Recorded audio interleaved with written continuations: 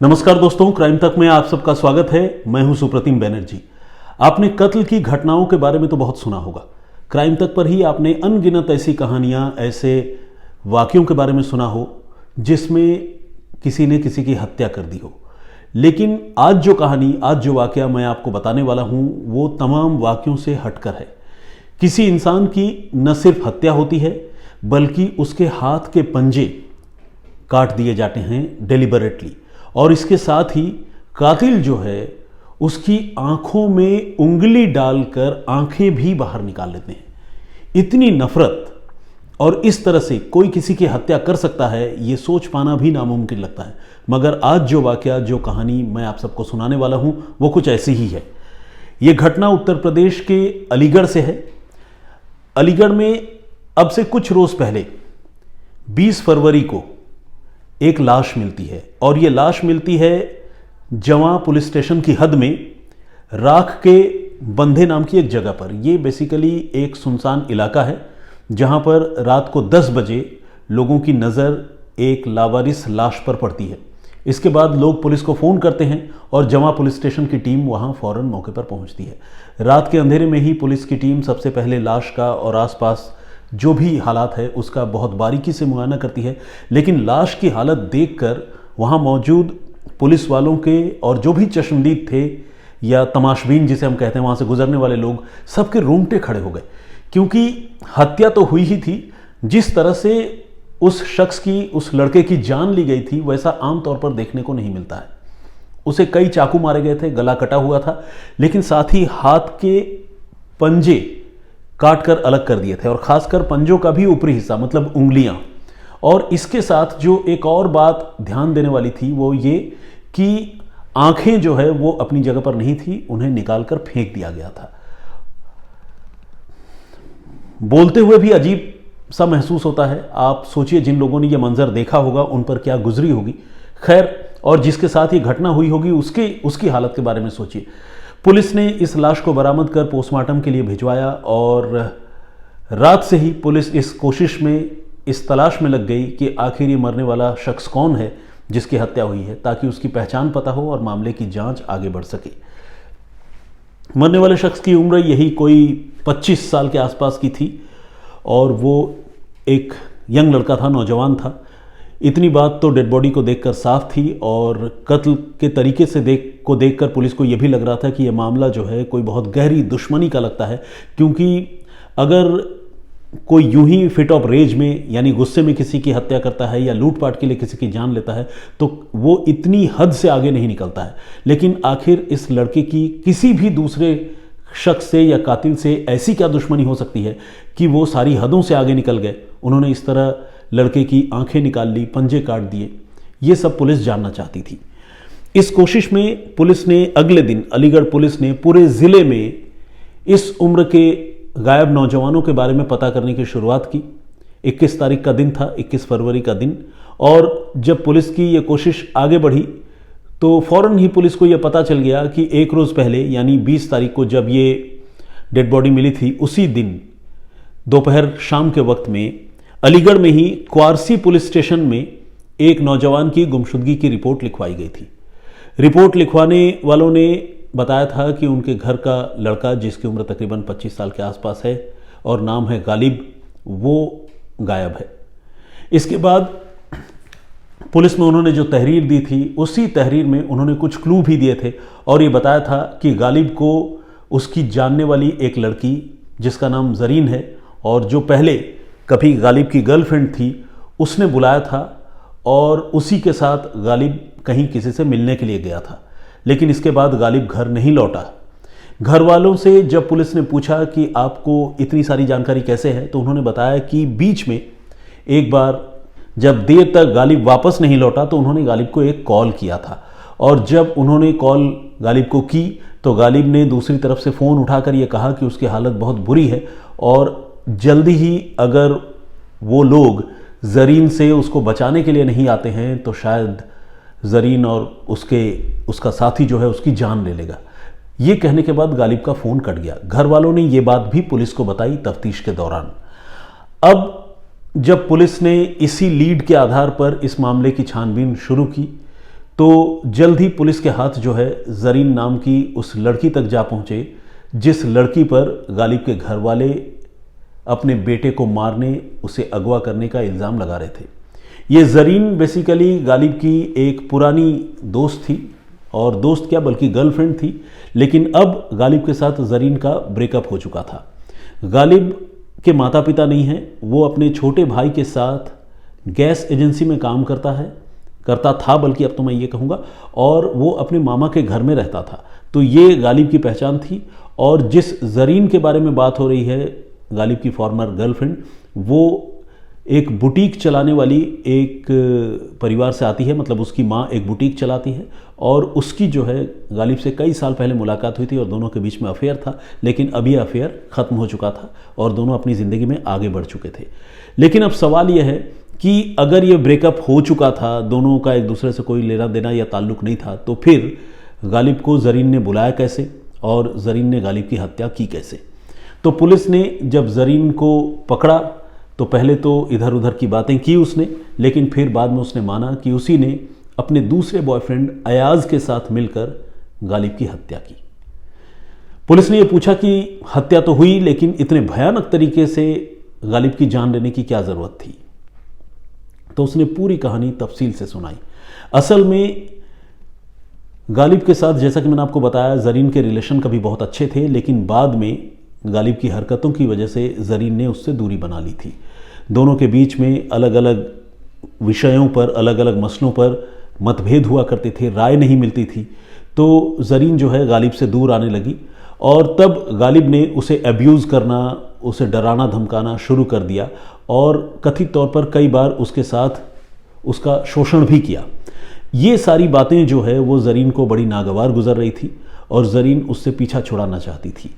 इसी बीच हुआ ये कि जरीन की ज़िंदगी में अयाज नाम का एक दूसरा लड़का आया, और जरीन गालिब से और दूरी बनाने लगी, मगर गालिब उसे छोड़ने के लिए तैयार नहीं था। और जब अच्छे लम्हों की कुछ तस्वीरें जो गालिब के पास थी जरीन और गालिब के बीच की, बेसिकली आप उन्हें प्राइवेट फ़ोटोग्राफ्स या पर्सनल फ़ोटोग्राफ्स कह सकते हैं, उन फोटोग्राफ्स के ज़रिए गालिब जरीन को लगातार ब्लैकमेल कर रहा था।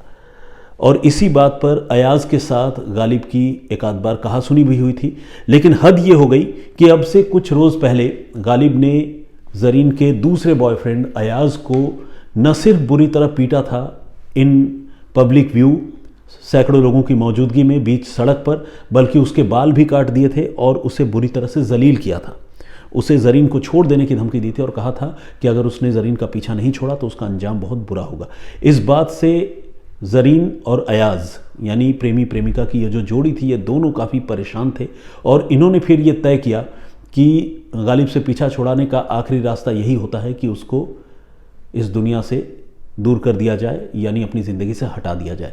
फिर दोनों ने मिलकर कत्ल की साजिश रची, और इसी साजिश के तहत उन्होंने एक उस्तरा ख़रीदा और एक तेज़धार चाकू भी खरीदा। इसके बाद जरीन ने एक फेक इंस्टाग्राम आईडी क्रिएट करके गालिब से बातचीत की और उसे मिलने के लिए बुलाया। गालिब आ तो गया, लेकिन जिस ठिकाने पर बुलाया था वहाँ पर उसकी मुलाकात जो है वो जरीन से हुई। जरीन ने उसे अपनी बातों में फंसाया। जरीन के साथ उसकी मुलाकात तो थी ही, कभी नरम कभी गरम सिलसिला चल ही रहा था, और बातों में फंसाकर अपने साथ ले गई उसी राख के बंधे वाले सुनसान इलाके में। वहाँ पर अयाज भी मौजूद था। अयाज और जरीन ने मिलकर अब कुछ अच्छी बातें की, एक दूसरे से पैचअप कर लेने जैसी बातें की, और इन्हीं बातों में जरीन और अयाज ने मिठाई मंगवाई हुई थी, और वो मिठाई उन्होंने खुद भी खाई और गालिब को भी खाने के लिए दी। लेकिन गालिब को इस बात का अंदाज़ा नहीं था कि इन दोनों के दिमाग में क्या चल रहा है। गालिब को ये लग रहा था कि शायद ये दोनों जो है अब पैचअप करना चाहते हैं। हो सकता है कि अयाज जरीन की ज़िंदगी से दूर जाना चाहता हो और मैं फिर से जरीन की लाइफ में मैं आ जाऊंगा, इस तरह की भावना उसके मन में थी। लेकिन उसे नहीं पता था कि इन्होंने खौफनाक साजिश रची हुई है। और जैसे ही वो मिठाई गालिब ने खाई, मिठाई खाते ही उस पर नशा छाने लगा और वो बेहोश होने लगा। उसी बेहोशी की हालत में, जैसा कि मैंने आपको पहले भी बताया, गालिब के घर वालों ने उसे एक बार फ़ोन किया था। तब वो पूरी तरह से अपने होश से अलग नहीं हुआ था, होश उसकी गई नहीं, ख़त्म नहीं हुआ था।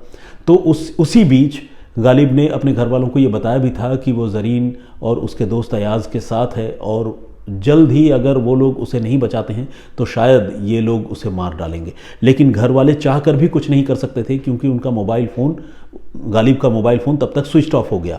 और इसके कुछ देर बाद उसे ढूंढते हुए घर वाले पुलिस स्टेशन पहुंचे, लेकिन पुलिस जब तक रिएक्ट करती, पुलिस को जब तक कुछ पता चलता, तब तक ज़रीन और अयाज ने मिलकर गालिब की हत्या कर दी थी।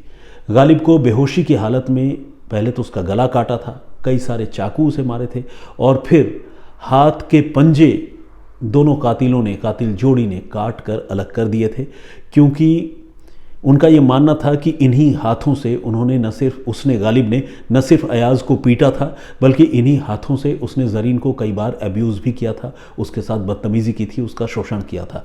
और साथ ही चूँकि नफ़रत बहुत ज़्यादा थी तो ज़रीन ने खुद अपने हाथों से उसकी आंखें निकाली। और आपको जानकर हैरानी होगी कि ज़रीन ने इसके लिए हथियार तक का भी इस्तेमाल नहीं किया, बल्कि खुद अपनी उंगलियां डालकर उसने गालिब की आंखें नोच ली। नफ़रत की इंतहा देखिए कि ये सब कुछ करने के बाद उन्होंने लाश वहीं फेंकी और उनके कपड़े खून से सन गए थे और उसके बाद रात को ही वो वापस आए। फिर उन्होंने खून से सने कपड़े छिपाए और फिर नहा धो करके अपनी नॉर्मल ज़िंदगी जीने लगे। लेकिन उन्हें इस बात का अंदाज़ा नहीं था कि अगले ही दिन इस मामले का खुलासा हो जाएगा, क्योंकि आखिरी कॉल जो गालिब ने रिसीव की थी वो अपने घर वालों की रिसीव की थी और उस कॉल में गालिब ने ये बता दिया था कि वो ज़रीन के साथ है।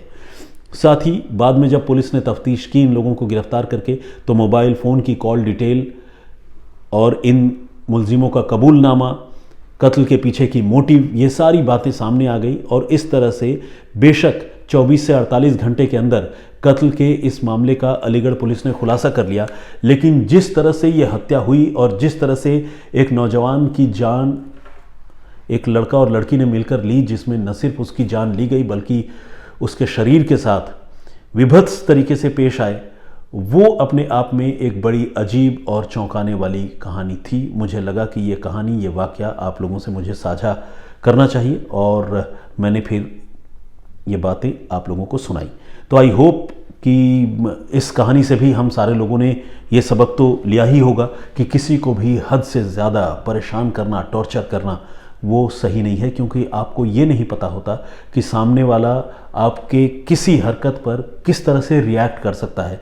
कई बार तो टॉर्चर करने की भी गुंजाइश नहीं होती है। अगर आप किसी के साथ सीधे मुंह बात नहीं करते तो ऐसा देखा गया है कि सीधे मुंह बात नहीं करने के बदले में भी सामने वाले आदमी ने जानलेवा हमला कर दिया या जान ले ली।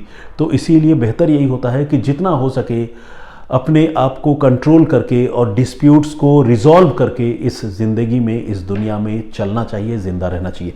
ये मेरा ऑब्जर्वेशन है एज अ क्राइम रिपोर्टर। आप लोग क्या सोचते हैं इस घटना को सुनने के बाद, इस वाक़े को जानने के बाद? प्लीज़ अपनी राय ज़रूर दीजिएगा। कल जो मैंने आपको कहानी सुनाई थी उसमें मैंने आपको ये बताया था कि यूपी के ही शाहजहांपुर ज़िले में एक नौजवान ने अपने एक दोस्त के साथ मिलकर अपने ही 7 साल के उम्र के छोटे से भाई को, चचेरे भाई को, उसकी हत्या कर दी थी। और उसकी हत्या भी कीलें ठोक कर की थी शरीर पर, ताकि उसे तंत्र मंत्र का रूप दिया जा सके और अपने मामा और उसके परिवार के लोगों को फंसाया जा सके।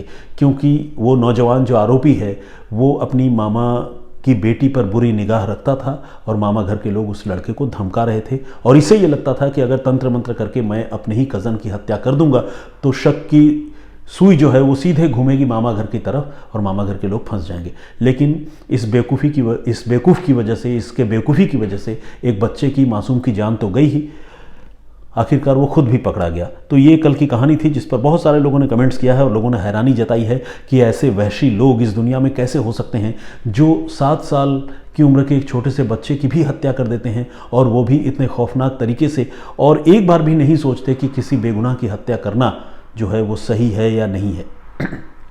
तो लोग हैरान हैं, जाहिर है मैं भी हैरान था और मैं अभी भी हैरान हूँ उस घटना को जानकर और सुनकर। शैलेंद्र श्रीवास्तव शीलू जी ने कमेंट किया है और इन्होंने लिखा है कि फर्स्ट व्यू। सर आप कैसे हो? इन्होंने लिखा है thank you very much Shailendra ji, मैं अच्छा हूँ। यूनिवर्सल शो के नाम से एक आईडी है, इन्होंने बताया है कि वो संजय कुमार शर्मा है, दरभंगा बिहार से। ये कहानी हमारी सुनते हैं। पदम खत्री जी हैं, ये कोलकाता से हैं, इन्होंने अपने आप को बिग फैन बताया है, थैंक यू वेरी मच। जट्टा ट्रे के नाम से एक आईडी है। गुड सर इन्होंने लिखा है। सुपर सर जी आर के एंटरटेनमेंट के नाम से एक आईडी उन्होंने लिखा है। एक हमारे साथी हैं जिन्होंने लिखा है कि सर हमें रोज़ आपका इंतज़ार रहता है, लेकिन इन्होंने अपना नाम नहीं लिखा अलग से, और जो आईडी है उसमें नाम डिस्प्ले नहीं हो रही है। नमस्कार सर, कल नाम लीजिएगा। एक हमारे दर्शक ने ये लिखा है, लेकिन उन्होंने अपना नाम लिखा नहीं है। तो मैं नाम तो ले रहा हूँ, लेकिन नाम चूँकि लिखा नहीं है तो नाम आपको सुनाई नहीं दे रहा होगा। बिहार से है सर, उन्होंने ये भी लिखा है। खैर, बहुत बहुत स्वागत आपका, आप जो भी हैं। मरियम मोहम्मद जी का भी कमेंट आया है। गुड मॉर्निंग सर उन्होंने लिखा है। राधे का दीवाना, हेलो सर। प्रदीप भाम्बू जी का भी कमेंट आया है। कृष्ण नेहरा जी ने बड़ी कॉम्प्लीमेंट्स भेजे हैं, thank you very much. Jagjit Singh साहब, मामा वाकर, मामा वाल काटर के नाम से एक आईडी है, तो इन्होंने कुछ इमोजीज भेजी है। शमीम अहमद जी ने अपनी राय रखी है। इस्माइल बाशु इन्होंने भी कमेंट किया है। देखिए क्या है ना, जो फेसबुक की आईडीज़ है उसमें अल्फ़ा न्यूमेरिक वर्ड जो है वो अपीयर होते हैं, कई बार प्रॉपर नाम जो है वो दिखता नहीं है। इसकी वजह से मैं चाह कर भी आप लोग जो कमेंट करते हैं आप लोगों के नाम नहीं पढ़ पाता हूँ, लेकिन जिनका नाम दिख रहा है, डिस्प्ले हो रहा है, उनका तो खैर मैं पढ़ ही लेता हूँ। और इफ़ा तालीम जी ने भी कमेंट किया है। मंटू महतो जी जमशेदपुर से, इन्होंने लिखा है कि अगर मैं जमशेदपुर से हूँ तो मुझे जो मेंबर पार्लियामेंट थे वहाँ के सुनील महतो जी, उनके मर्डर केस के बारे में स्टोरी सुनानी चाहिए। बेसिकली सुनील महतो जी की हत्या के बारे में मेरे ख्याल से क्राइम तक पर कवरेज हो चुकी है जब ये घटना हुई थी, और शम्स सर ने भी शायद कहानी सुनाई होगी। तो मुझे नहीं लगता कि उसमें बाकी दर्शकों की अभी इस वक्त रुचि होगी या नहीं, क्योंकि देखिए वो नक्सलियों के हमले में उनकी मौत हुई थी, और चूँकि पब्लिक व्यू में सैकड़ों लोगों के सामने जनसभा में वो हत्या हुई थी, तो मुझे लगता है कि उसमें कोई ऐसी मिस्ट्री वाली बात फ़िलहाल नहीं है जिसका जिक्र करूं तो वो सारे लोग उसके बारे में जानना या सुनना चाहे। तो खैर, आपने जो सुझाव दिया है उसके लिए बहुत बहुत धन्यवाद मंटू जी। उधम सिंह लोधी जी, ये भोपाल के रहने वाले हैं, भोपाल के पास ही इनका गांव है। इन्होंने कहा कि अगर भोपाल आऊँ कभी तो उनसे मुलाकात करूँ। शैलेश पांचाल जी ने भी कमेंट किया है। विक्रांत गुप्ता जी रोज़ कमेंट करते हैं और वो सिर्फ अपना नाम लिखते हैं, विक्रांत गुप्ता। बेसिकली विक्रांत जी, आपका ये कमेंट पढ़कर मुझे विनोद की याद आ गई। आपको पता होगा कि सोशल मीडिया पर विनोद का नाम जो है वो बीच में काफ़ी चर्चे में था। ये एक ऐसा शख्स था जो अलग अलग यूट्यूब वीडियोज़ में सिर्फ अपना नाम लिख दिया करता था विनोद, और बल्कि विनोद भी नहीं, विनोद लिखता था, तो विनोद लिख दिया करता था। तो उसे वो धीरे धीरे उसको लेकर एक हास्य जो है वो पैदा हुआ, जिसे हम कहते हैं कि एक ह्यूमर क्रिएट हुआ, और उसकी देखा देखी बहुत सारे लोग अलग अलग वीडियोस में जो है विनोद लिख दिया करते थे। तो विक्रांत गुप्ता जी, जिस तरह से आप अपनी कोई बात या राय नहीं रखते हैं, सिर्फ अपना नाम लिखते हैं, तो मुझे आपके उस अंदाज से विनोद की याद आई। मैं ये आपको कन्वे करना चाहता हूँ, बताना चाहता हूँ। खैर, आपकी हाजिरी और आपका पदार्पण हमारे वीडियो में, यही अपने आप में बहुत बड़ी बात है। मैं बहुत स्वागत करता हूं आपका। अनुवर्जरी जी ने भी कमेंट किया है, बहुत स्वागत है आपका। मोहम्मद माजिद अली खान साहब हैं। मौलाना निसार अहमद नागपुरी जी रेगुलर कमेंट करते हैं, बहुत स्वागत आपका। पंकज जहांगीर जी, शशि प्रभा जी ने भी कमेंट किया है, और इन्होंने यूपी पुलिस की आलोचना की है और कहा है कि बहुत सारे ऐसे पुलिस वाले हैं जो खुद ही कानून के रक्षक होने की जगह कानून तोड़ने वाले पुलिस वाले हैं। उन्होंने ये बात कही है। ममता रावत जी का भी कमेंट आया है। फरहाद अली जी ने कमेंट किया है। सुनी साबा के नाम से एक आईडी है, इन्होंने भी अपनी बात रखी है। सुयश यादव जी हैं। संजीत प्रसाद, बुलेट राजा, शशि राशु, इन्होंने भी अपनी बात रखी है। और चिंतामणि ग्यावाली नेपाल से हैं। इन्होंने लिखा है कि नेपाल में कोई क्राइम नहीं होता क्या, आप वहाँ की कुछ कहानी सुनाइए। नेपाल में अपराध तो होते हैं दोस्त, लेकिन हमेशा रिसर्च करने पर नेपाल से जुड़ी ऐसी स्टोरीज़ सामने नहीं आती कि मैं वो कहानी आप सबके सामने पेश करूं। और जब जब कोई ऐसी घटना होती है, चाहे वो चार्ल्स शोभराज वाला मामला हो या फिर नेपाल में जो प्लेन एक्सीडेंट हुआ उसके बारे में, मैंने तो खैर नहीं, लेकिन शम्स सर ने इन दोनों ही टॉपिक्स पर जहाँ तक मुझे याद है कहानी सुनाई है। तो आप क्राइम तक फैमिली के मेंबर हैं, रेगुलर आप देखते हैं, तो आपने ज़रूर नेपाल की कहानियाँ सुनी होंगी। नूरुद्दीन शेख जी हैं। उषा रानी जी का भी कमेंट आया है। सुप्रिया पाटिल प्रोग्रामर के नाम से एक आईडी है। नीता वासुवर्णा और सुमन मोरे जी ने भी कमेंट किया है, बहुत बहुत स्वागत आपका। बीन एडिटर, इन्होंने नाम लिखा है अपना सूफिया आर, और इन्होंने थैंक यू सर लिखा है। अर्चना रोकाडी जी भी हमारी रेगुलर दर्शक है, रेगुलर कमेंट करती हैं। रिजवान सैफ़ी, नूरुद्दीन शेख, नसीम हैदर, गिरजेश कुमार अग्रवाल, इन्होंने लिखा है कि ऐसे अपराधी जो बच्चों के खिलाफ इतना जघन्य कृत्य करते हैं, ऐसे लोगों को समाज में जीने का कोई हक नहीं है, उनके लिए फांसी की सज़ा ही होनी चाहिए। रितिका जी ने भी अपना कमेंट किया है और उन्होंने बड़ी मार्मिक बातें लिखी हैं। उन्होंने लिखा है कि किसी भी माँ बाप का दिल जो है अपने बच्चे के लिए कितना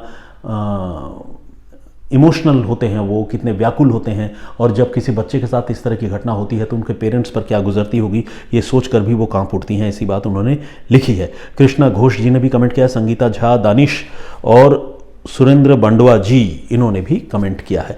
बहुत बहुत स्वागत आप सारे लोगों का, बहुत बहुत धन्यवाद। जैसा कि आप जानते हैं सारे लोगों के नाम और कमेंट एक बार में तो पढ़ना मुमकिन नहीं है, लेकिन आपसे गुजारिश है कि आप इसी तरह से कमेंट्स करते रहिए, अपनी राय देते रहिए। हम लोगों का जो ये दो तरफा बातचीत होती है, टू वे कम्युनिकेशन जो हम लोगों का है, वो बरकरार रहे, ताकि मुझे भी आप लोगों से बात करने में अच्छा लगे और आप लोगों को भी सुनने में और अपनी राय रखने में अच्छा महसूस हो। तो बस फिलहाल इतना ही, मुझे लगता है आज के लिए इतना ही। मैं फिर हाजिर होऊंगा किसी और वाकये, किसी और कहानी के साथ। तब तक अपना बहुत ख्याल रखिए, सुरक्षित रहिए। जय हिंद, जय भारत।